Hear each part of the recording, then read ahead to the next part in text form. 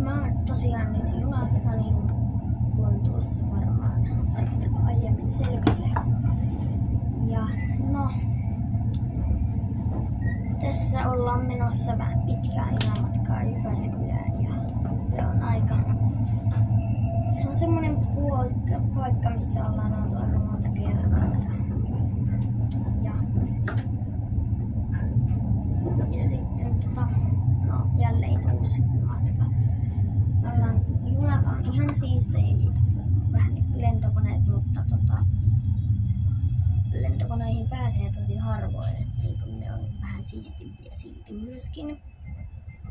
Ja no juniin pääsee useammin, mutta ei silti niin usein. Että tästä ei ihan shorttia tuu, mutta silti tähän voisin kuitenkin lopettaa tämän blogin.